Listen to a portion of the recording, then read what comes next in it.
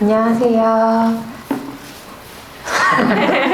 오늘 패러렐 마더스 관객가에 대해 오신 여러분 환영합니다. 저는 오늘 한예리 씨와 같이 이야기를 진행할 이은성 기자라고 합니다. 만나서 반갑습니다. 네, 안녕하세요. 배우 한예리입니다. 반갑습니다. 근황을 잠깐 얘기해 주셔야 될 것 같아요. 오랜만에 공식 탁상 아닌가요? 네, 저는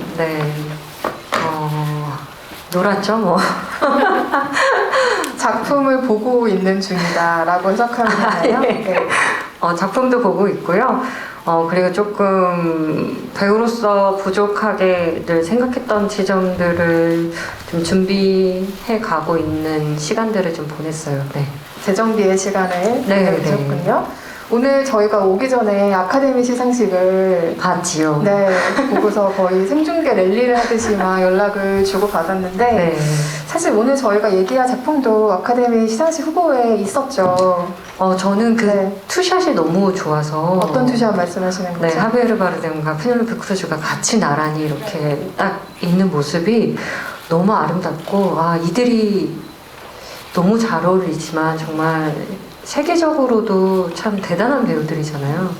부부라는 게 또 얼마나 자기 신들에게도 되게 프라이드일까라는 생각이 들더라고요. 멋진 한 쌍이었어요.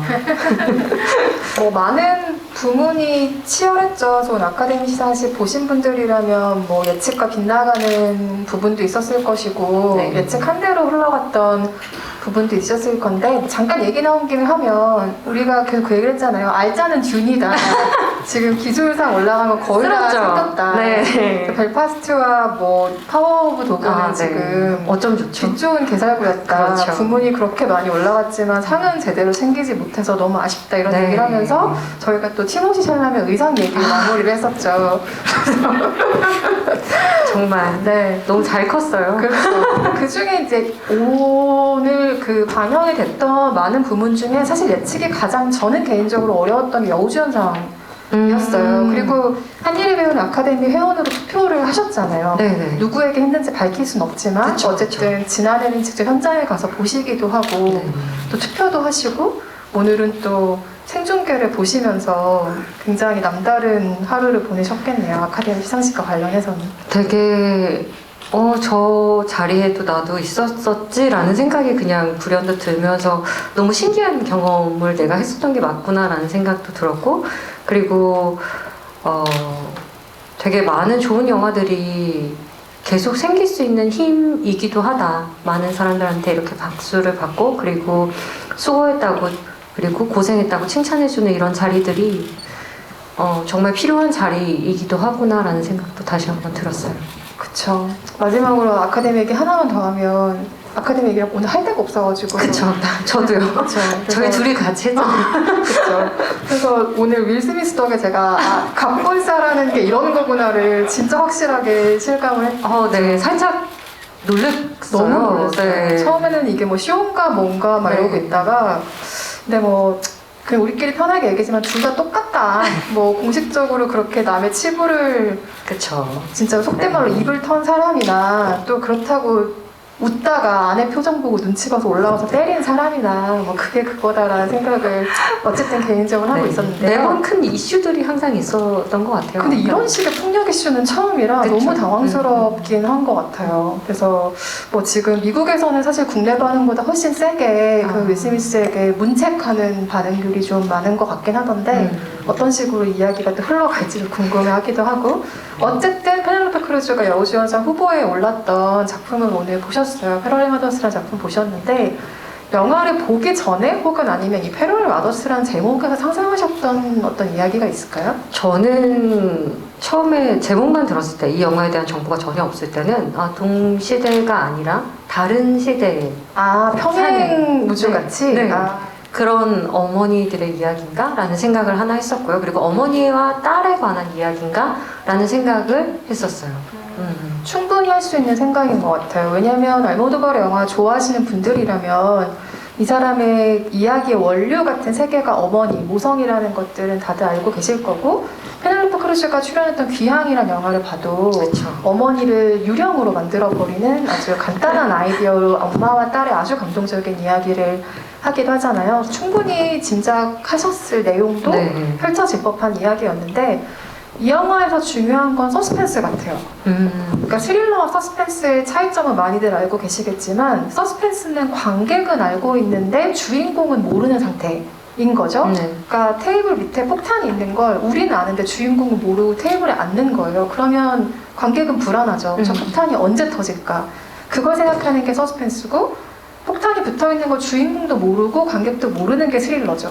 그래서 갑자기 터지면 놀라게 되는 게 스릴러인데, 이 영화는 관객은 아는 정보를 아나에게 주지 않죠. 야니스가 언제 말할까, 어떻게 할까, 아나와의 관계를 어떻게 가지고 갈까 라는 서스펜스로 계속해서 끌고 가는 이야기가 오늘 보신 페레럴 마더스라는 영화고요. 영화에 나오는 어떤 역사적인 이야기들이나 뭐 배경이 되는 이야기들은 차차 조금씩 나눠보도록 하고, 이 영화가 애초부터 화제가 됐던 이유는 알모도바르 감독과 페넬로페 크루즈의 만남이기 때문이죠.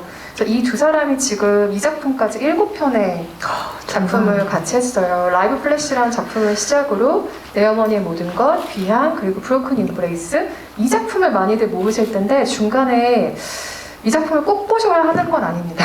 코미디 작품 중에 I'm So Excited라는 작품이 있어요. 저도 몰랐어요. 이 작품을 둘이 같이 했었고, 그리고 페인 앤 글로리, 그리고 오늘 보신 페롤레 마더스까지 총 7작품을 같이 했는데요. 이 작품은 지난해 페넬로페 크루즈에게 베니스 국제영화제에서 여우주연상인 볼피컵을 안긴 작품이기도 합니다. 근데 이 감독과 배우가 같이 만났을 때 생기는 시너지가 있다고 보세요? 어떠세요? 저는 확실히 가장 이 여자에 대해, 페넬로페 크루즈라는 배우에 대해서 가장 많은 가능성과 호기심을 이 사람은 가지고 있구나라는 생각이 되게 많이 들었어요. 그렇지 않다면 이렇게 많은 작품들을 함께 하기도 어렵고, 그리고 이렇게 페르소나가 되기도 어려운데, 이 사람에게서 이 감독은 분명히 뭔가를 보고 있다라는 생각이 되게 많이 들었고, 처음에 저는 페넬로페 크루즈라는 배우를 바닐라 스카이에서 처음 봤어요. 그때 톰 크루즈랑 이렇게 같이 나왔을 때 그냥 정말 인형같이 아름다운 사람이라고만 생각을 했지만, 나중에 이제 감독님의 알모바르토 감독의 영화를 보고 나서 이 사람은 정말 배우로서의 정말 무궁무진한 가능성을 갖고 있고 너무나 아름다운 여성이구나, 자신만의 어떤 스토리를 굉장히 많이 갖고 있는 사람이구나라는 생각을 좀 할 수 있게끔 해준 감독이 아닌가라는 생각이 들어요. 그 생각을 전 세계 관객들이 똑같이 하는 경로이기도 하죠. 페넬로페 크루즈 섹시스타, 네. 할리우드에서 스페인 배우로서는 굉장히 이례적으로 성공한 배우 이런 식의 자리매김들을 하다가 알모도바르 감독과의 작품을 통해서 이 사람이 정말 세계적인 배우로 자리매김하게 되는 단계를 밟게 되는데요. 이전에 바로 직전작을 두 사람이 함께 했던 작품이 페인 앤 글로리라는 작품인데, 2016년 마드리드에서 이 작품이 처음 시작을 하잖아요. 페롤레 마더스가. 그래서 야니스가 촬영을 하고 있는 장면으로 시작을 하는데, 저는 그 장면이 굉장히 묘하게 페인 앤 글로리의 마지막과 이어지는 느낌을 받았어요. 왜냐하면 페인 앤 글로리가 보신 분들은 아시겠지만 알모도바르가 만든 자전적인 이야기고요. 이 사람은 자전적인 이야기를 하는 사람은 사실 아니에요. 그래서 페인 앤 글로리가 처음 나왔을 때 전 세계가 굉장히 놀랐던 이유는 알모도바르가 이렇게까지 자기 자신의 이야기를 솔직하게 털어놓은 적이 없기 때문이에요. 그래서 본인의 유년 시절부터 고통받는 노 감독이 된 현재까지, 그러니까 육체적으로도 정신적으로도 고통받는 현재까지 안토니오 반데라스와 같이 공연을 한 그 작품에서 페넬로페 크루즈에게 본인의 어머니 역할을 맡겼었죠. 그래서 페넬로페 크루즈라는 배우에게 이 사람이 얼마나 많은 의지와 사랑과 지지를 보내고 있는지를 그 작품을 통해서 다시 한번 확인할 수 있었는데, 페인 앤 글로리의 마지막 장면을 보신 분들이라면 그 장면의 여운을 굉장히 잊기가 어려우실 거예요. 말하자면 알모도바르의 어린 시절의 아이를 페넬로페 크루즈가 이렇게 버스 정류장에서 이렇게 재워요. 이렇게 안고 있는데 카메라가 이렇게 넓어지면 페인 앤 글로리 촬영 현장으로 빠져요. 그래서 이게 영화다, 내가 하고 있는 작업이 이런 것이다 라는 마무리로 끝나요. 그렇게 촬영 현장의 전체적인 풍경을 보여주면서 영화가 끝났기 때문에 촬영장에서 시작한 이 영화가 좀 흥미롭게 다가왔던 거예요. 그리고 조금 더 직접적으로는 두 사람이 함께 작업했던 첫 번째 영화의 라이브 플래시 한 장면이 생각이 났는데, 이 라이브 플래시 첫 장면에서 알모도바르 감독이 페넬로페 크루즈라는 배우를 아주 도발적으로 소개를 합니다. 도발적이라는 게 뭐 역할이 그렇다는 게 아니라 아무도 없는 길거리에서 버스에서 아이를 낳는 여자로 출연을 시켜요.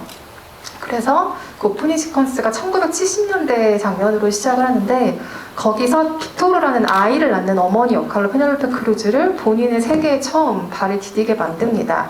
재미있는 건 여기서 그 빅토르를 연기한 사람이 하비에르 바르뎀이 연기한 캐릭터란 사실이에요. 이게 좀 웃기죠. 네. 본인 남편을 낳은 거죠, 말하자면. 네. 근데 어쨌든 그때는 뭐 그런 관계가 아니었지만, 어쨌든 그 이후에 같이 작업을 한 내 어머니의 모든 것에서도 바르셀로나 슬럼가에서 결국에는 아이를 낳고 에이즈로 사망하는 수녀 역할을 페넬로페 크루즈에게 맡기기도 했죠. 그래서 이 두 사람의 작업은 항상 어머니이거나 임신 중이거나 어머니가 될 페넬로페 크루즈를 담아내는 작업들로 계속해서 이어졌는데요. 항상 알모도바르는 그 이유를 모르겠다고 얘기를 해요. 난 항상 페넬로페 크루즈를 보면 어머니를 연기하기에 굉장히 이상적인 배우라고 생각했기 때문에 항상 그녀에게 어머니 역할에 맡겨왔다라는 이야기를 하기도 하는데요. 여기서 보신 이 상황 같은 경우는 독특한 상황 같지만 실제로 스페인에서 일어났던 사건입니다. 근데 그 사건의 모티브로 극본을 썼던 건 아니고요.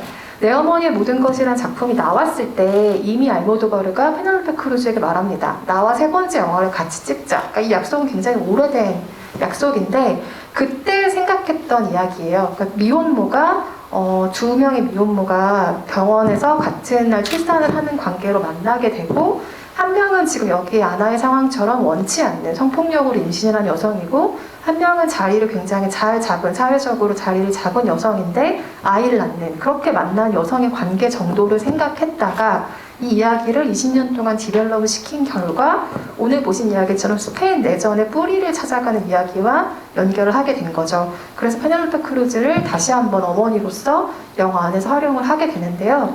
이 페로레 마더스를 포함해서 두 사람이 작업을 했던 것 중에 가장 베스트로 생각하시는 작업은 뭘까요? 저는 개인적으로 귀향이 좀 많이 기억에 남아요. 왜냐면 그때의 페넬로페 크루즈가 너무 인상적이기도 했었고요. 그리고 그 어떤 생명력이나 아니면 그 여성이 보여줄 수 있는 그런, 뭐라 그래야 될까요?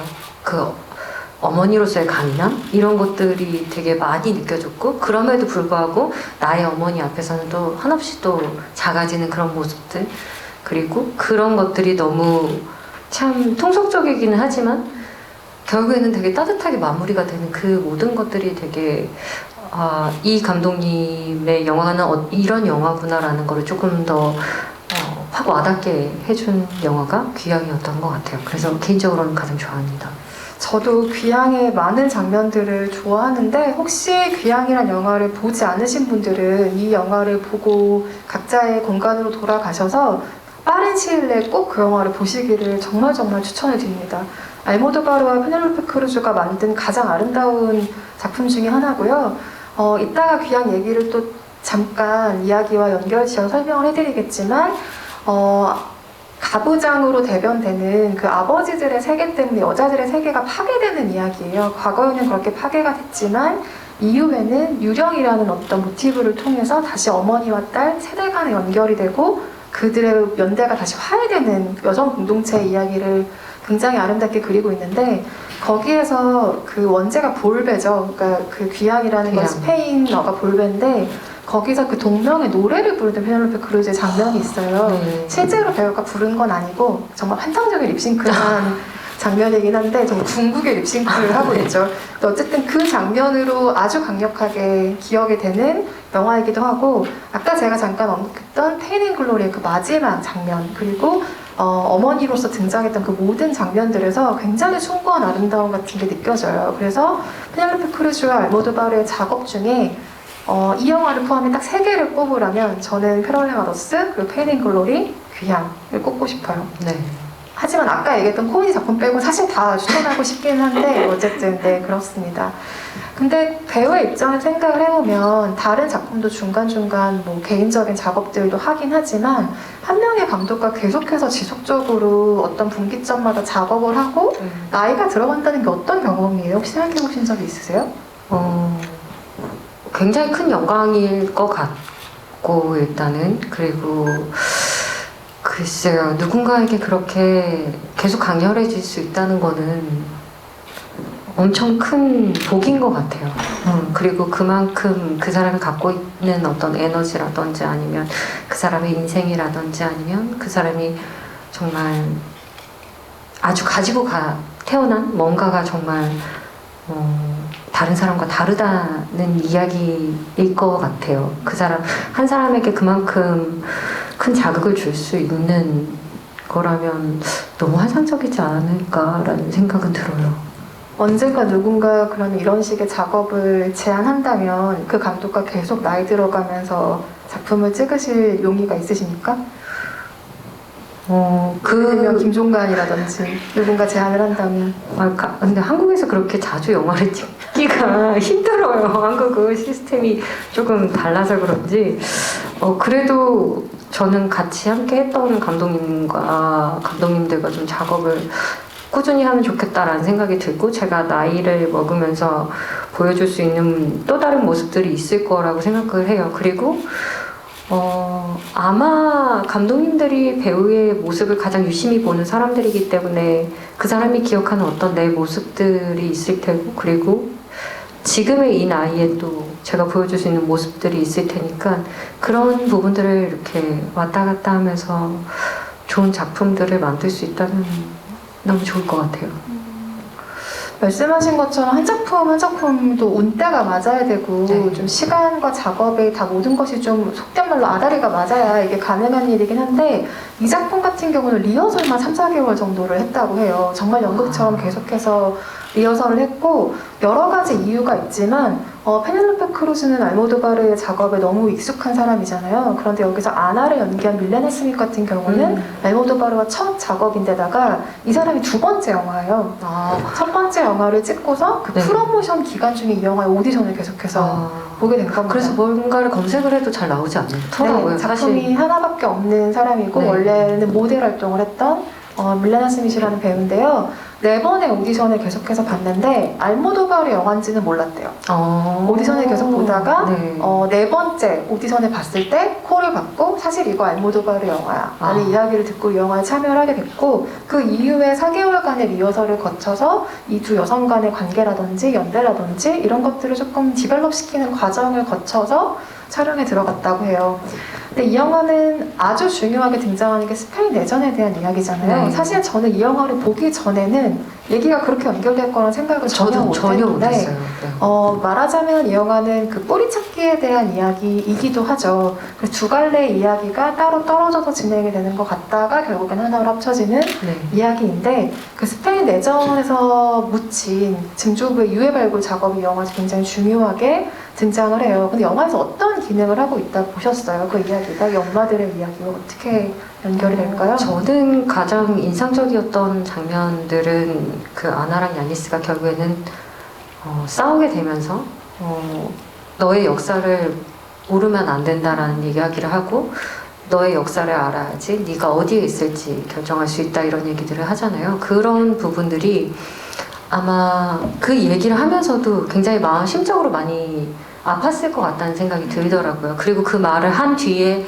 어떤 결심을 하게 되고 자신이 스스로 아나에게 고백을 하게 되잖아요. 그 장면들을 보면서 결국에는 내가 나라는 사람의 정의를 내릴 때 이 역사들 뭐든 그리고 나의 조상 그리고 내가 어떻게 살아왔는지 이런 모든 것들이 어떤 선택에 의한 것이고 그 선택을 잘하기 위해서는 내가 누구와 어떤 역사의 과정들을 겪으면서 자라는지가 되게 중요하겠구나.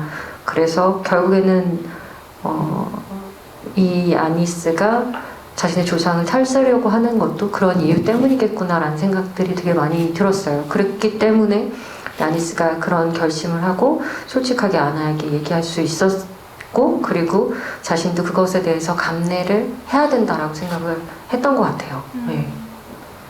여러분 지금부터 약간의 역사 수업 같은 이야기를 제가 시작을 할 텐데 노잼일 거예요. 하지만 양해를 좀 부탁드리겠습니다. 아주 중요한 얘기이기 때문에 네. 아까 제가 잠깐 얘기했던 라이브 플래시라는 영화에서부터 얘기를 잠깐 시작을 해볼게요. 아까 버스에서 아이를 낳는 여성의 모습으로 페넬로페 크루즈가 처음 알모도바르의 세계에 들어왔다라는 표현을 제가 썼는데 배경이 1970년이라고 얘기했던 것을 기억을 하실 겁니다. 그 배경이 왜 중요하냐면 스페인의 독재 정권 체제가 끝나기 바로 몇 년 전이죠. 그러니까 75년에 프랑크 정권이 무너졌고 그 이후에 서서히 민주주의가 도입되기 시작한 나라가 바로 스페인인데요.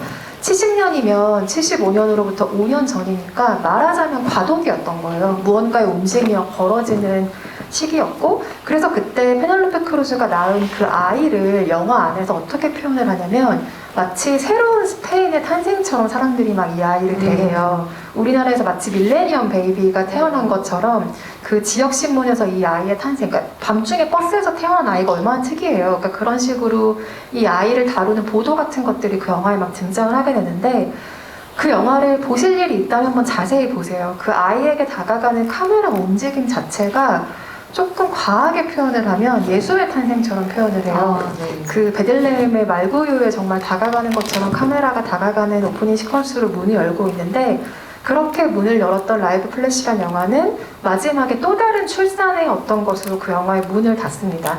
그러니까 알모도바르 영화에서 출산과 모성은 정말 뗄래야 뗄 수 없는 소재인데 이게 왜 중요하냐, 이게 어떻게 역사적인 사실과 연결이 되냐를 지금부터 말씀을 드리려고 하는데요. 말하자면 새로운 아이가 태어나는 것, 출산을 하는 것 이런 것들은 스페인의 독재 정권이 남긴 그늘에서 무언가를 복구하고 재생하려는 상징으로 항상 알모도바르 영화에서 나오고 있습니다. 말하자면 상처의 새로운 극복을 하거나 혹은 그러려는 의지로서 출산에 대한 장면의 모티브를 쓰는 건데요. 이 사람이 왜 그렇게 스페인 내전에 집착을 할까? 혹시 가족 중에 이렇게 좀 억울하게 묻혔던 사람이 있을까라고 궁금해하시는 분들도 계시겠지만 알모도바르의 가족 중에 스페인 내전이나 독재 정권으로 희생당한 사람은 없습니다. 아버지가 스페인 내전의 참전 용사이긴 하시지만 그렇진 않고요. 하지만 늘 그의 영화적인 주제였어요. 왜냐하면 스페인이 가지고 있는 사회 문화적이고 역사적인 트라우마 자체가 그 사람들의 DNA에 남아있기 때문일 텐데요.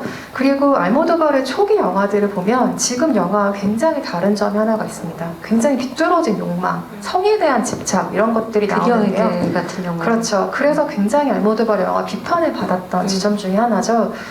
프랑크 정권이라는 그 군부 독재 시절에는 스페인 안에서 아주 견고하게 가톨릭 사상이 옹호되던 시기입니다. 그런 영화를 만드는 건 그 사상의 균열을 내는 아주 파괴적이고 억압된 욕망을 예술로서 표현을 한 거예요. 물론 그것에 대한 호불호는 아주 강렬하게 갈렸겠지만, 그래서 모든 영화가 그런 것은 아니지만 알모도바르 영화를 보면 항상 주인공은 사회의 주인공이 아니라 사회의 변두리에 있어요. 그리고 어떤 식으로든 희생을 감안했던 사람들이 늘 이 사람의 영화의 주인공이 되는데요. 그러면서 중요하게 다뤄지는 계층이 여성, 그리고 LGBTQ이죠. 그러니까 말하자면 기득권이 아닌 사람들이 늘 알모도바르 영화의 주인공이 되는데요. 역사에 조금 소용돌이에서 항상 무슨 일이 있었을 때나 이럴 때 조금 열애됐던, 그러니까 그렇죠. 그 휩쓸릴 수밖에 없었던 사람들에 대한 이야기들을 조금 더 많이 하신 것 같아요. 휩쓸릴 수밖에 없는 사람들, 그리고 희생당할 수밖에 없었던 사람들의 이야기를 그리는데, 특히 여성의 경우에는 아까 귀향이라는 영화 얘기를 할 때 잠깐 말씀드렸던 것처럼 가부장적인 인물들로 인해서 삶이 거의 파괴되는 수준을 가는 여성 캐릭터들이 항상 등장을 해요. 가장 중요하게 등장하는 모티브가 항상 성폭력이죠. 아버지로부터의 성폭력, 혹은 모르는 사람으로부터의 성폭력, 이런 식으로 출산을 하게 되고 임신을 하게 되고 삶이 파괴되는 여성들의 이야기를 그려왔는데, 이런 것 때문에 알모도바르 영화가 상당히 비판점에 놓이게 되기도 합니다. 하지만 그 귀향이라는 영화에서부터 어떤 변화가 생기냐면 남성 캐릭터의 개입이 아예 없어져요. 아버지 역할들을 그냥 거세해버리는 거예요. 안 나오더라고요. 안 나와요. 네. 입도 열 수 없는 거죠. 말도 얹을 수 없게 만드는 거죠. 그래서 남성 캐릭터의 개입과 주장이 없이 여성들로 이루어진 새로운 형태의 공동체를 구체적으로 제시하기 시작한 영화가 바로 귀향이라는 영화입니다. 그래서 알모도바르 영화에서 항상 드러나는 주제라면 재구성, 무너진 것으로부터의 무언가의 재건이라는 설명을 드릴 수 있을 것 같은데요. 이것은 저의 표현은 아니고 스페인의 굉장히 유명한 저널리스트가 알모도바르에 대해 쓴 책이 있어요. 근데 그 책에서 알모도바르 영화를 어떻게 표현을 하냐면 혼돈에서 논리를 만들고 과거의 파편과 트라우마에서 가족과 국가를 재건하려는 열망이 그 영화에 있다 라고 분석을 하는데 저는 이 표현을 굉장히 동의해요. 그래서 제가 한 표현은 아니지만 동의하는 표현이기 때문에 오늘 소개를 시켜드리고 싶었고요. 그렇다면 앞에서 스페인 내전이나 역사를 다룬 영화와 이 영화에 어떤 차이점이 있냐 하면 늘 그것을 은근하게 드러내다가 이렇게까지 직접적으로 드러낸 영화는 처음이라는 거예요. 이거는 그냥 저의 짐작인데 감독들이 나이를 먹고 여러 가지 인생들을 살다 보면 자신에게 가장 솔직해지는 원류의 이야기를 하고 싶어하는 욕망이 있는 것 같아요. 저는 그게 고레오대 카즈에게도 있다고 생각하거든요. 그래서 세상을 조금 더 온화하게 바라보는 시선의 방향으로 그 사람 영화가 점점 가고 있다는 생각이 드는데 알모도바르 같은 경우는 자전적인 이야기를 숨겨왔다가 계속해서 드러내는 방식의 영화 만들기로 가고 있는 것 같아요. 그래서 아까 얘기했던 것처럼 페인 앤 글로리로 작품을 만들면서 본인의 아주 솔직한 자전적인 이야기를 만들거나 늘 역사에 대한 이야기를 했지만 은근하게 드러냈던 것을 아주 이렇게 직접적으로 드러내고 있다는 차이를 드러내고 있는데요. 이 영화에서도 역사적인 뿌리를 바로 잡으려는 노력으로서 이야기를 계속해서 진행시키고 있죠. 그래서 이것을 아니스를 통해서 본인의 거짓을 이겨내고 진정한 아이의 뿌리를 찾아주고 나의 진정한 뿌리를 찾고 사람들의 타당한 뿌리를 찾아주려는 그 아니스의 상황과 연결해서 이 이야기를 그리고 있어요. 그래서 스페인 내전이 영화에서 아주 중요한 가치가 되는 겁니다. 그러면 여기서 무슨 역사 기억법 이런 얘기도 잠깐 나오잖아요. 네, 그게 좀 실제로 궁금했어요. 있는 건가 궁금하신 분들도 계실 텐데 일단 스페인 내전은 1930년대에 그 군부 쿠데타로 우리나라로 치면 전두환 같은 거죠. 그렇게 해서 정권을 잡은 프랑코 정권에서 민간인을 엄청난 규모로 대학살하는 사건이 실제로 벌어지고 이것을 피카소가 게르니카라는 작품으로 그리기도 했죠. 정말 많은 사람들이 학살되는 그림을 그린 건데 이게 2차 대전을 앞두고 있던 시기이기 때문에 독일이나 소련 같은 좀 열강의 요구들도 있었어요. 뭔가 독재 정권이 잡아야 하지 않겠니? 이런 식으로 스페인이 좀 희생된 면이 있는 건데 문제는 70년대에 사면법이라는 게 생겼다는 거예요. 이게 말하자면 프랑코 정권에서 일어났던 모든 일을 용서한다 라는 거예요. 우리나라로 치면 친일파가 무슨 짓을 해도 용서한다. 뭐 예전에 고문 기술자들을 용서한다 이런 법이 생겨버린 거죠. 그럼 피해자들 입장에선 이건 정말 말이 안 되는 거잖아요. 군부독재 정권의 40년에 넘는 그 역사 자체를 그냥 도려내겠다는 의지인데 그래서 스페인에선 이것을 망각법이라고 부르기도 했습니다. 그러다가 국가가 잊혀진 역사를 좀 발굴하고 재정적 책임을 지는 방향으로 최근에 오면서 나아가게 돼요. 그게 중간에 나왔던 역사기억법. 실제로 스페인에서 국가가 책임지고 내전에 희생됐던 사람들의 시신을 수습하고 재정적인 지원을 해주는 법이 발동이 된 거고요. 이 영화를 찍고 있는 과정이던 2021년 7월에 그것을 조금 더 강화하는 법안이 또 하나 발행이 되긴 합니다. 그래서 집단 매장지 발굴 같은 경우는 꾸준하게 진행되어 왔던 국가 산업인데 이걸 조금 더 적극적으로 해내겠다는 스페인 국가의 의지가 요즘에 조금 더 확산이 되고 있는 거죠. 그래서 과거의 이야기를 하고 있는 것 같지만 사실은 현재 진행형의 이야기를 이 영화에서 알모도바르가 하고 있다라는 아주 길고 긴 재미없는 역사적인 배경에 대해서 이야기를 드렸어요. 근데 이게 길고 뭐 재미가 없다고 하더라도 우리나라의 역사와 너무 유사한 부분들이 있고 그쵸. 아직도 해결되지 않는 이런 부분들 또한 저희가 가지고 있는 숙제이기 때문에 더 많이 공감하면서 이 이야기를 볼 수밖에 없었던 것 같아요. 네, 정서가 늘 비슷한 나라라는 생각을 하기도 하죠. 스페인 영화를 보면서. 근데 이 주인공들의 연령대가 다르잖아요. 이 세대가 굳이 달랐어야 했던 점에 대해서 혹시 생각해 보셨어요? 세대가 다르기 때문에 이런 일에 대해서 자신의 뿌리를 찾거나 역사를 찾는 일에 대해서 어떤 시각으로 바라보는지에 대한 거를 좀 관객들한테 알려주고 싶지 않았나라는 생각이 들더라고요. 확실히 조금씩 시간이 지나면 어쩔 수 없이 잊혀져 가는 것들이 있는 것 같아요. 그럼에도 불구하고 이것들은 우리는 한 번씩 짚어보고 찾아보고 그리고 진실에 대해서 정확히 알고 있어야 된다라는 거를 감독이 얘기하고 싶지 않았나라는 생각이 들어요. 맞아요. 주인공들의 연령대가 보면은 야니스는 사회생활을 좀 한 것 같고 뭐 정확한 연령대가 나오진 않지만 아마 30, 40대 정도가 되지 않았을까. 좀 있으면 40이다. 네네네. 그 정도의 나이대고 아나는 이제 갓 학교를 졸업한, 그러니까 그렇죠. 이제 곧 20살에 20대에 진입하려는 나이대로 그려지고 있는데 이 두 주인공의 세대 차이를 벌려놓는 게 굉장히 중요한 작업 중에 하나였습니다. 그러니까 이게 과거와 현재 간극을 계속해서 벌려놨다가 이걸 좁혀가는 이야기를 만들고 싶었기 때문인데요. 알모도바르가 어떤 얘기를 했냐면 스페인에서는 민주주의 이후에 태어난 이 세대가 과거의 뿌리를 좀 찾아가고 폭력을 극복하는 노력을 주도해야 하는데 되지 않는다라는 이야기를 한 적이 있어요. 그러니까 세대 구분도 사실 이 사람의 영화에서 늘 되풀이 되어온 주제 중에 하나이긴 한데요. 이번에는 세대가 이렇게 다르니까 우리는 안 통해가 아니고 과거를 이해하고 현재를 살아가려고 하는 각 세대가 서로 다른 책임을 가지고 있다는 것에 대해서 질문하는 영화이기도 합니다. 그래서 알모도바르가 이 영화의 아나의 캐릭터를 표현하기로는 보수적인 교육을 받은 세대다라고 표현을 해요. 그러니까 아나는 전쟁으로 인한 그 세대 간 트라우마에서 사실 멀리 떨어져 있는 세대이기도 하잖아요. 그쵸. 그래서 아까 말씀하신 것처럼 당신이 어떤 나라에 살고 있고 당신의 부모 세대와 조부모가 어떤 나라에 살았는지에 대한 뿌리를 야니스가 알려주는 캐릭터로 등장을 하죠. 그래서 아나의 입장은 처음에는 좀 견고한 것 같아요. 아니 무덤을 파헤치는 대신에 미래를 봐야 되지 않냐 이런 대사를 하기도 하죠. 그럴 때 아나에게 야니스는 이렇게 얘기를 합니다. 이 나라가 덮은 과거에 대해서 너는 관심 가질 나이가 되지 않았니? 라는 입장을 이야기하는 거죠. 이것은 야니스라는 인물을 알모도바르의 이야기를 전달하는 입장으로 감독이 만든 거기도 해요.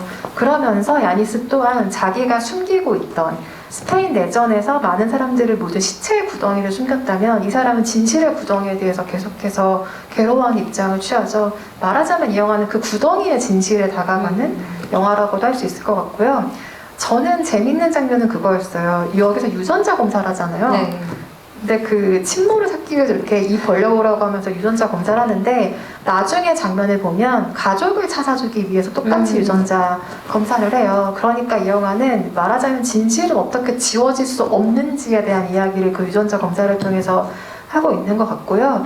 만약에 이게 너무 노골적으로 정치적인 이야기였으면 저는 이 영화가 좀 와닿진 않았을 것 같아요. 저도요. 그런데 이야기는 정치적인 무언가에 대한 회복이라기보다 인권과 존엄성을 좀 되찾아주려는 과정으로 보이는 것 같고, 그래서 그 뼈를 발굴하는 작업을 자세히 보면 단순히 옛날 사람들이 묻혔던 뭐 뼈 조각을 찾는다라는 느낌보다는 그들의 인생을 좀 복원하는 느낌이 드는 장면이잖아요. 이 사람들이 어떤 사람이었는지를 보여준단 말이에요. 그러니까 아이의 딸랑이를 들고 있었고 결혼 반지엔 아내의 이름을 새겼던 사람이었고 그렇게 묻혀있던 사람들의 이야기를 하나하나 발굴해주는 느낌으로 이야기가 가기 때문에 그 인권과 존엄성을 찾아주려는 어떤 노력으로서 그 영화가 보이기도 하죠. 네. 알모도바르가 애초에 영화를 만들게 된 것 자체가 이 시대 배경이라는 이야기를 하나만 더 짚고 넘어갈 텐데요. 알모도바르는 그러니까 과거의 어떤 트라우마로부터 아주 직접적으로 맞닿아 있는 세대였고 그런 식의 교육을 계속해서 받아온 세대죠. 그래서 우리나라의 뭐 저희보다 윗세대가 그랬듯이 반공교육을 계속해서 받고 자랐던 세대인 거예요. 그래서 국가가 지원하지 않는 뭐 학교나 종교학교에서는 지금도 그런 식의 교육들이 계속 이루어지고 있다고 하는데요. 1975년에 그 프랑크 정권이 무너진 다음에 이 사람이 사망한 다음에 항상 그 정권이 무너지고 나서 갑자기 다음날 짠하고 새로운 정권이 들어오는 건 아니잖아요. 한 2년 동안 혼란기가 있다가 자유의 느낌, 그러니까 본인이 받았던 이제 정말 뭔가 우리가 달라지려고 한다는 느낌을 알모도바르는 1977년부터 받기 시작했다고 해요. 네. 이때가 왜 중요하냐면 이 사람이 영화를 만들기 시작한 시기와도 겹쳐요. 그러니까 자유를 누군가 허락해서 얻는 게 아니고 우리가 취득하려고 한다는 그 느낌을 이 사람이 영화를 만들던 초기에 받기 시작하고 그때부터 그 순간에 나온 어떤 사회적인 에너지, 무언가 달라질 수 있다는 열망 이런 것들이 이 사람으로 하여금 영화를 만들게 영감을 준 거죠. 그렇기 때문에 역사적인 무언가와 알모도바르의 영화는 절대로 뗄래야 뗄 수가 없는 관계인 겁니다. 그렇다면 출산과 모성은 어떻게 연결되느냐? 아까 얘기했던 것처럼 폐허가 됐던 무언가들을 재건하는 과정으로서의 모티브로 출산과 모성 같은 이야기를 쓰고 있는 거죠. 구체적인 캐릭터 설정에 대한 얘기를 조금 더 들어가 보면 여기서 야니스가 사진을 찍는 사람으로 나오잖아요. 네.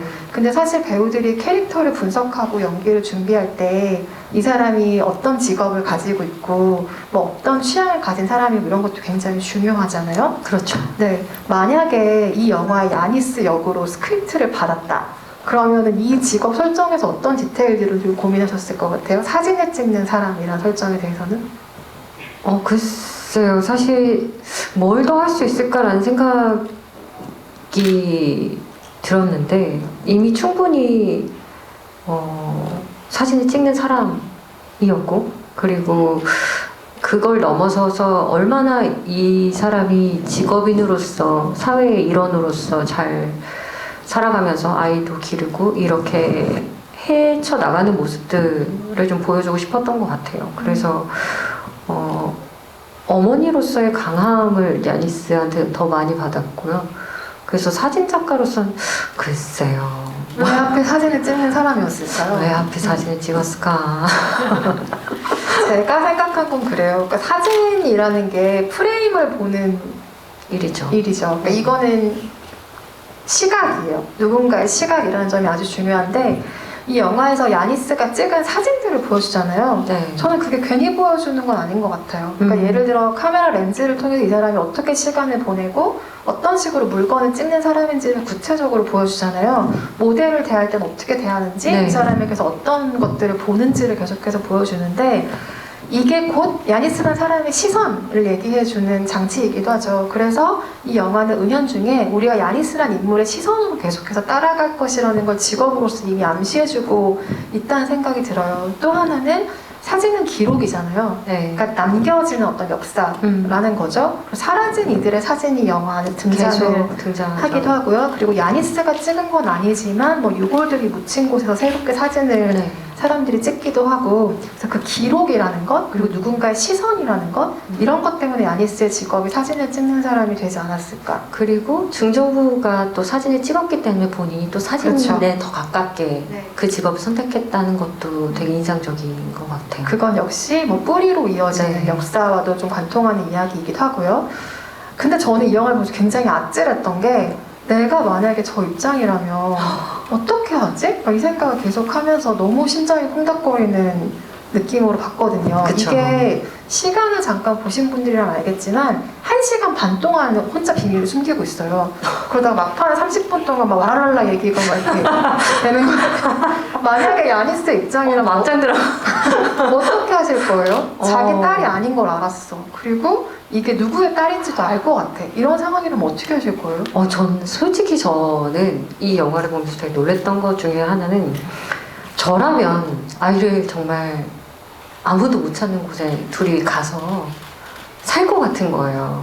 다 끊고 그랬을 것 같은 거예요. 이제 야니스가 너무 모성애가 가능한 사람이기 때문에 그러지 않았을까라는 생각도 들었어요. 근데 너무너무 강한 나머지, 그리고 너무너무 진실된 사람이고 자신의 인생을 좀 바로 보는 사람이어서 이 모든 것들이 참 아름답게 끝났구나라는 생각이 좀 들더라고요. 네. 아무도 모르는 곳에 가신다고요? 아이를 데리고? 어떻게 해요, 그럼? 저는 이 사람이 가지고 있는 그 능청스러움이 진짜 웃겼는데, 갑자기 막 유전자 검사하려고 이렇게 하잖아요. 근데 저는 유전자 검사하자고 할 때 제가 엄청 티났을 것 같거든요. 이렇게. 네. 근데 그렇게 너무 자연스럽게 이것들을 모두 해나가는 사람이라는 점이 굉장히 재밌었고, 야니스의 입장이라면 진짜 어떤 선택을 해야 될까, 그 딜레마를 계속해서 관객에게 느끼게 하는 아주 중요한 얘기이기도 한 것 같아요. 그리고 예감은 틀리지 않는다라는 거를 또, 네, 한 번 더 보여줬지 않았나. 저 네. 직감은 진짜 무서워요. 네. 그리고 저는 유전자 검사가 뭐 일치합니다, 뭐 이런 장면을 다른 나라 영화에서 보게 될지 몰랐어요. 저도요. 되게 익숙한 설정이잖아요. 당신은 친모가 아닙니다, 이런 거 보는 거. 네. 눈물 뚝. 그렇죠. 그래서 우리가 그 얘기도 했잖아요. 아니 이게 어떻게 보면 굉장히 막장 드라마적인 설정인데 막장 드라마가 되지 않는 그 한 끗의 차이를 만드는 게 뭘까? 이런 고민도 사실 했었죠. 제가 그거를 한 번 더 느꼈던 게, 귀향을 보고서도 같은 맥락이었던 것 같은데, 정말 솔직하고 진실하게 진실된 마음을 본인 느꼈던 그런 감정들을 너무 진솔하게 얘기를 해주는 거예요. 그래서 그게 잘못된 것을 제대로 사과하고, 그리고 그 잘못된 것에서 책임을 지려고 하고, 상대도 저 사람이 너무 진솔하게 사과를 하기 때문에 그것에 대해서 받아들여주고 그리고 서로 책임져주고 어쩌면 굉장히 도덕 책에서 볼 수 있는 그런 모습들을 보여주기 때문에 가능한 것이 아닌가. 그렇기 때문에 더 바른 선택을 할 수 있고 이 엔딩이 다 아름다워지는 거 아닌가라는 생각들을 좀 했어요. 저는 이런 설정도 그렇고 자전적인 이야기를 하는 경우에도 그렇고 한 끗의 차이를 만드는 건 방금 말씀하신 솔직함인 것 같아요. 페인 앤 글로리 같은 영화도 감독이 너무 자전적인 이야기를 하다 보니까 본인의 이야기에 굉장히 함몰될 수 있는 지점이 아주 많은, 본인의 연민에 막 취할 수 있는 가능성이 아주 많은 영화인데 그 영화도 그렇지 않거든요. 그리고 정말 솔직히 얘기하면 자전적인 이야기를 만든 어떤 감독의 영화를 보면 본인에게 엄청 취해 있잖아요. 그래서 공감이 전혀 되지 않는 네네. 영화들도 분명히 있거든요. 그 차이를 만드는 게 진짜 뭘까? 근데 그건 정말 솔직함인 것 같아요. 근데 저는 그래서 더 판타지 같이 느껴진 부분도 사실 있었어요. 네, 마지막에 이제 다 같이 화합을 하는 그런 모습들, 그리고 같이 아이랑 이제 셋이 같이 밥을 먹잖아요. 이제 조금 있으면 네 동생이 태어날 거야, 막 이러면서. 그래서 그런 모습들을 보면서 와, 이거 진짜 환타지인데? 라는 생각이 또 들기도 했어요. 이게 현실로 정말 가능한 것인가? 그리고 누군가에게 자신의 잘못을 얘기했을 때, 그 순간은 당황할지언정 나중에라도 충분히 너를 이해하고 나도 너에게 아이를 아예 못 안 보여주고 그러진 않을 것 같다 이런 얘기를 했는데 그럴 수 있을까? 과연? 인간이라는 동물들이 그럴 수 있을까? 그럴 수 없죠. 그러니까 도망간다고 하시는 저는 도망갈 거예요.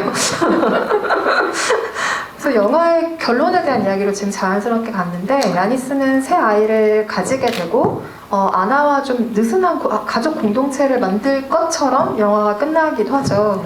그래서 이 영화가 주는 그 결말의 인상에 대해서 저도 여러 가지 생각을 해봤는데 미래를 어떤 구상을 가지고 보는 것도 중요하지만 결과적으로는 아까 말씀하신 것처럼 나에게 이어져 내려온 것, 유산에 대한 파악들 그리고 함께 나아가는 것에 대한 이야기를 결국엔 이 영화가 끝나는데 앞에서 계속 봤던 어떤 장면 하나가 생각이 났어요. 이 영화의 결말을 보면서 어떤 게 생각이 났냐면 야니스와 아나가 처음 키스를 하는 장면이 있잖아요. 그 누군가에겐 굉장히 생뚱맞은 전개처럼 보였을 수도 있죠.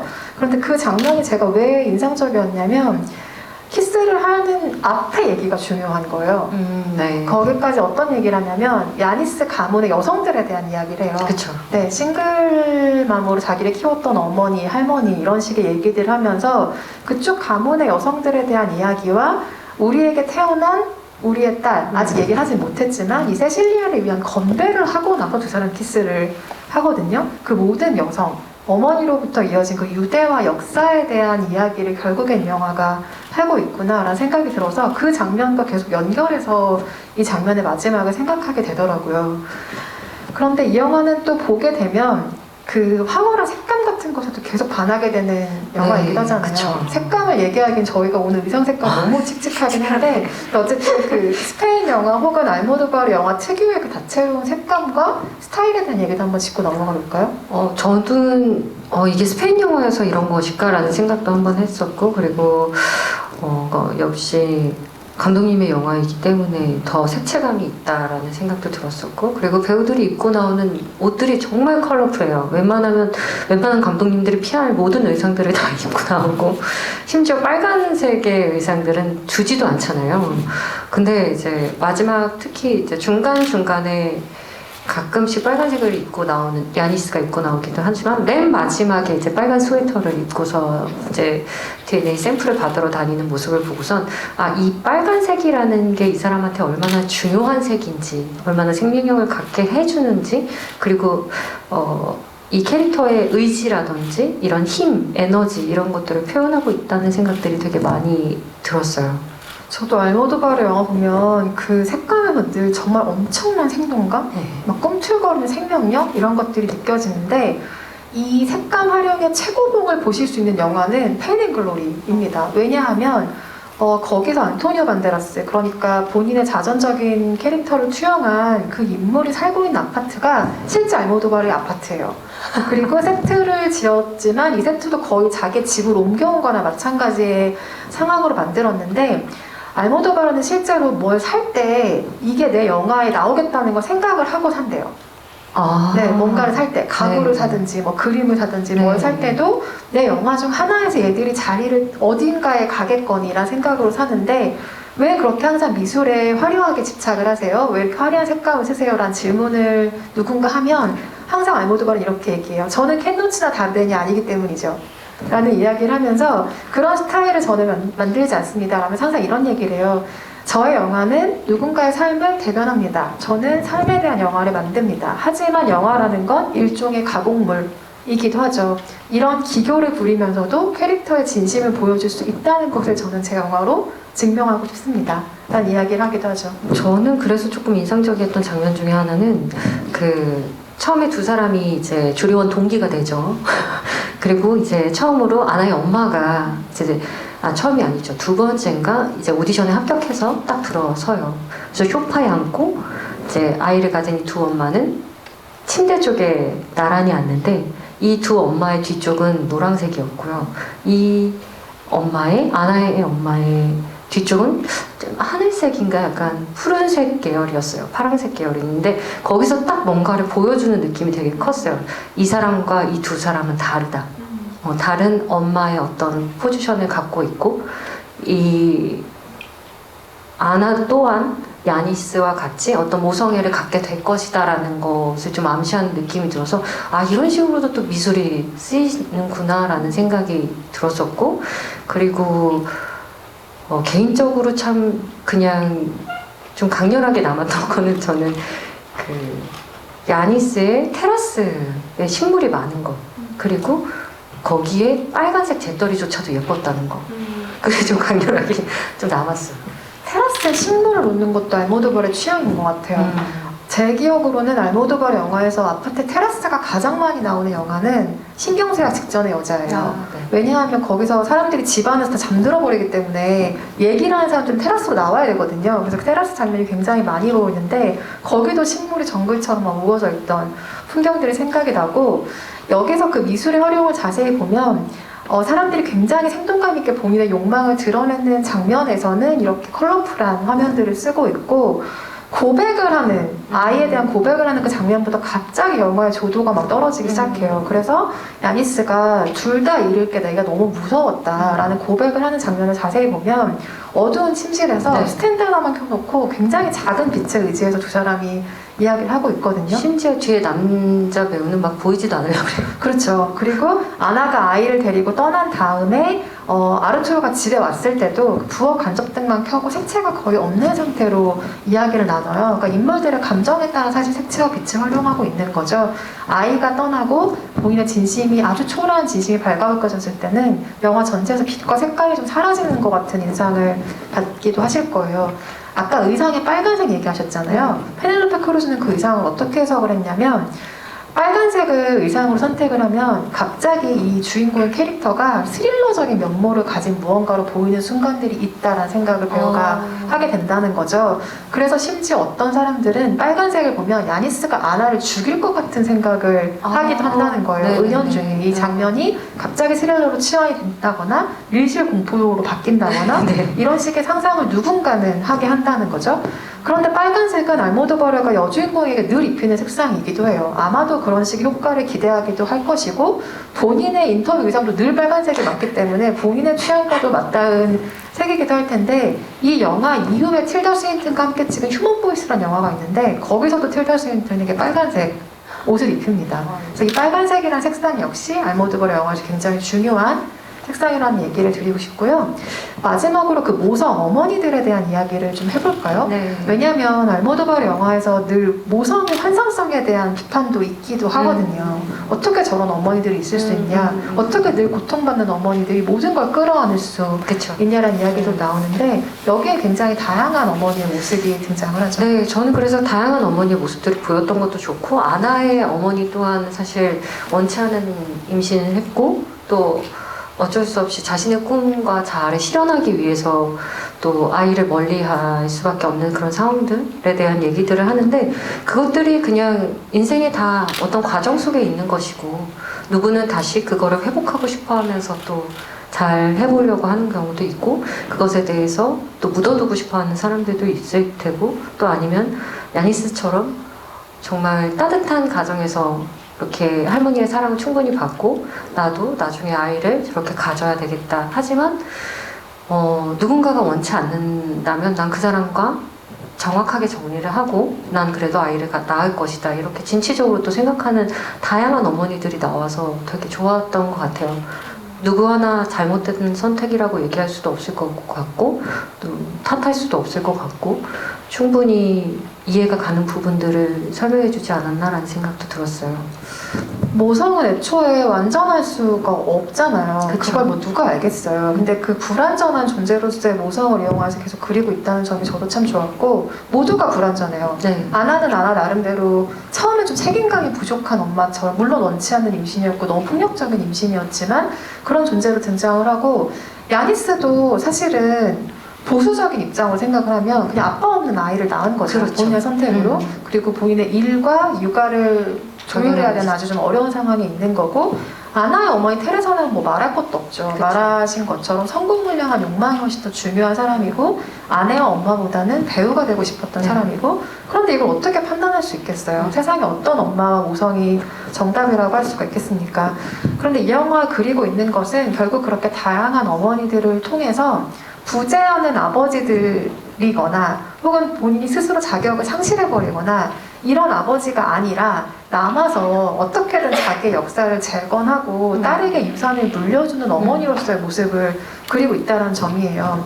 아까 그 아르투르에게 그냥 원하는 아이를 거의 뭐 취한다라는 식의 표현도 쓰셨는데 저는 그 표현도 되게 재밌었어요. 그러니까 아르투르 처음에 그 관계를 가진 장면이 관계를 갖는 장면 바로 다음 장면이 분만대기실이잖아요. 그러니까 임신하게 해주는 역할 같이 이 남자를 그리는 거예요. 물론 다른 역할도 있죠, 영화 안에서.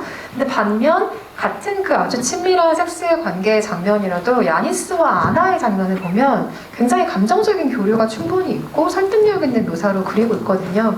그것만 봐도 이 영화에서 말하고자 하는 어떤 아버지들의 부재, 아버지들이 자격을 상실하는 법 이런 것들을 더 확실히 상상할 수 있는 장면들이었다 생각을 하고요.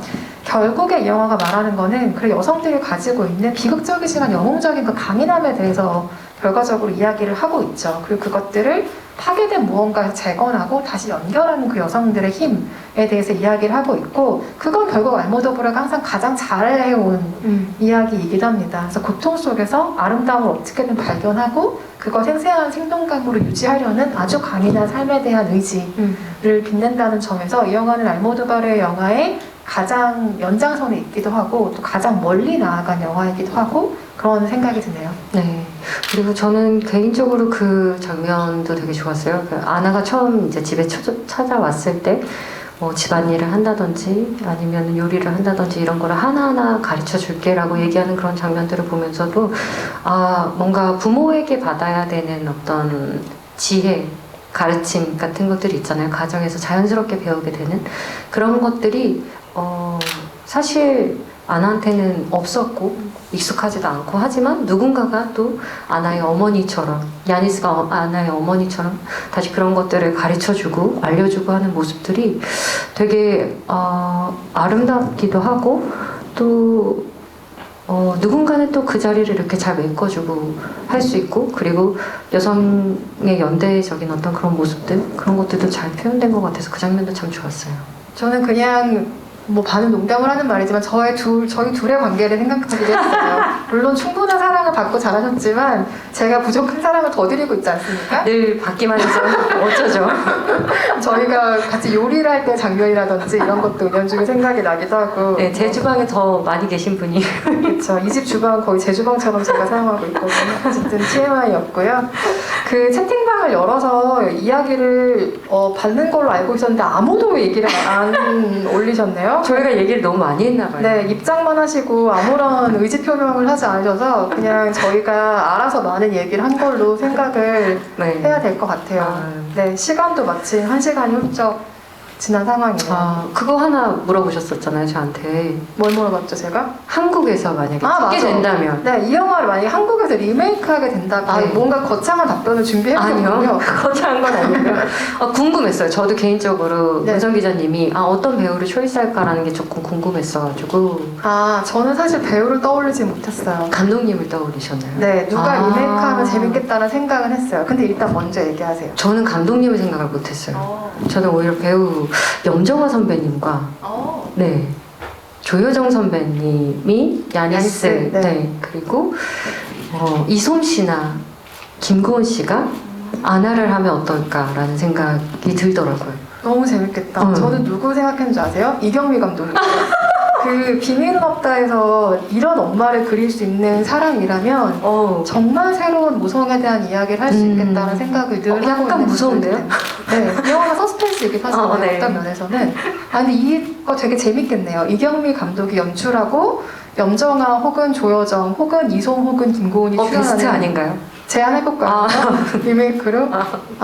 그쵸. 이 영화들을 외화들을 볼 때 항상 뭐 리메이크 된다면 혹은 한국 캐스팅으로 바꿔본다면 누구를 할 수 있을까 이런 식의 것들이 하나의 재미 포인트이기도 해서 제가 예리 씨한테 부탁을 했어요. 한번 생각해 보라고. 근데 굉장히 최적의 캐스팅을 해주셨네요. 네. 전 염정아 선배님이 사실 탁 떠올랐어요. 뭔가